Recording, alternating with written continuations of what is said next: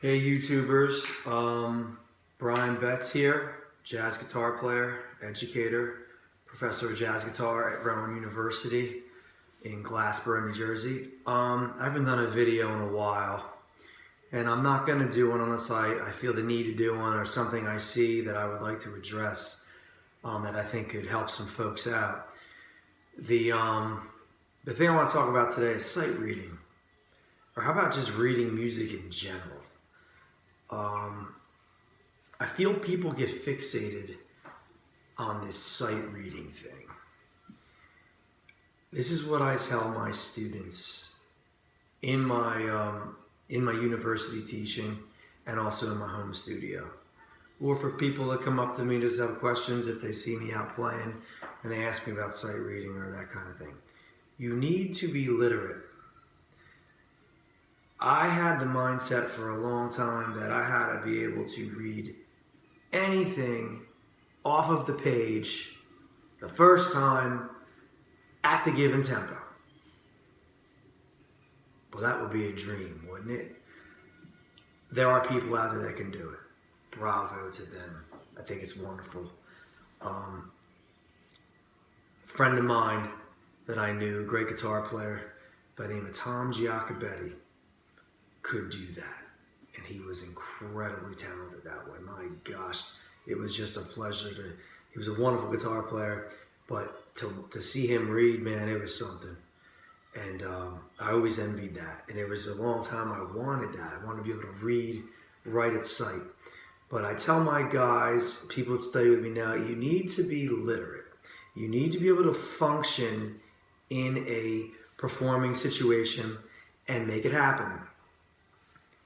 Realistically speaking, of my own reading, if somebody puts a chart in front of me and it has chords, 100% of the time I could probably get it all first time. Lines, not so much. Might take me a couple times to go through it, to look at it, to get it, to perfectly nail it. What I have found with reading, it's reading music, it's really synonymous to people that read out loud. Okay, think about if you're in a situation, maybe you're in high school, in school, or when you weren't in school, and the teacher says, "Hey, so-and-so, read the first paragraph out loud." The person might read, might sound really good, really fluent. Okay, next paragraph, you over here. Might be a little bumpy, a little choppy. They're still reading. Another guy reads, sounds great. Nice fluency in the reading. Another person's asked to read, it's real bumpy. But the bottom line is everyone is reading, okay? And I look at it the same way with reading music. You could always get better at it, but you need to be able to read, okay? You need to be able to be literate. What is the criteria, or where should you be with it, and how to practice it? A couple things that I mentioned to my students, things that were given to me as a guitar player, violin books. This is the Wolfhart book, okay? It's a great book. It looks something like that.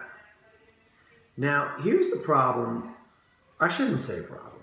Here's the situation with the violin books, okay? So I'm showing you this. What I want you to notice is the rhythms are all the same. So you get in one of these etudes, and you're gonna pump out 8th notes, 16th notes. Triplets are really popular. If you're gonna work out of a violin book, you have to have the understanding that it's not going to help your rhythm.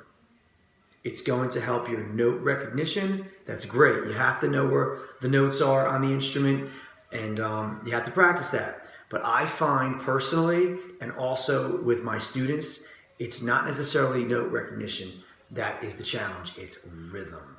I find that guitar players really struggle with rhythm. So playing out of a violin book will certainly help you with note recognition. It'll help you to play these etudes in different positions on the guitar. Okay, you take the first etude, for example. You played in first position. You played in 5th position. You play it in around 10th position, around 10th fret. and then maybe even up to the 12th fret. That is a wonderful way to practice out here.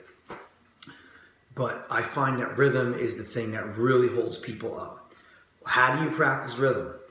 Well, there are only so many rhythms. So if you spend time working on the rhythms and getting acquainted with your eighth notes and all of the different rhythms, it will help. I have even had, this is going to sound incredibly simplistic, I've had people that really struggle in the beginning, break out the Mel Bay Volume 1 book. Look at the simple stuff in there. You have to start simple. If you jump in to something like this, I would, if I was gauging a student and trying to work with their reading, and let's say I put Eternal Triangle up in front of them, okay? Okay, read this. There's people that can read this. You should be able to read this if you want to be a pro. But there's a lot of people that can't. If you just put this in front of you and work it out, you're not reading, you're working it out. It's a difference. So you have to start with basics. That's why, like, I know some of you are gonna say, Mel Bay, are you kidding me? You need to start with the basics. It's no different than if you were learning to read a language, the English language. If you're learning how to speak Spanish, you have to start with the basics. And you build it up from there, and then you'll be able to read Eternal Triangle at a moderate tempo. And there's people that can read it at sight. And you know, they have that ability to do that, and it's wonderful. So you need to keep these things in mind with reading. It doesn't take a ton of practice. Well, let me bring that phrase back. I had a teacher of mine once tell me, I wanted to be a better reader. How do I do this? Hours a day? No. The best advice is give me 15, 20 minutes a day of true reading things that you have never read before. Okay, because once you start working on something and you've read it a couple times, guess what? You're not reading anymore because your mind has heard it and it's a different process. So you have to, this teacher of mine, I'll never forget, my colleague Joseph Mays, classical guitar teacher at Rowan University, he said, you have to have a lot of music. If you want to really work on sight reading, you have to have a lot of music because when you pick something up, it's got to be fresh. It's got to be something you've never heard. But 15 minutes a day, 20 minutes a day, that's it. I could promise you this, you practice reading 3 hours every day, it's not going to benefit you that quickly. It's something that has to be internalized, and you have to do it on a consistent basis. Okay, I am a stern believer in that. These are some things you know that will help you with your reading. I promise you. I always tell my students that come to me, people come to me to study jazz. Okay, so we work on jazz playing, and that's a big part of, if people were to study with me. And then I do some reading in the lessons, but I don't do a lot because this is an individualistic thing that you have to sit down and work out. No magic wand here. It's going to make you read better. Okay, I tell my student, are you playing it correctly? That's one thing. But as far as, hey, here's the quick fix. Okay, here's the cheats, if you will, on how to learn how to read quickly. No, you just have to grind it out. Guitar players, don't fall into that abyss of I'm a guitar player and it's hard to read on the guitar. Every instrument has its challenges, and on the guitar, yeah, you have to find position, you have to figure out where to play something, but it's your responsibility as a guitar player to figure out how to read. Okay, I hope this video helps you out a little bit.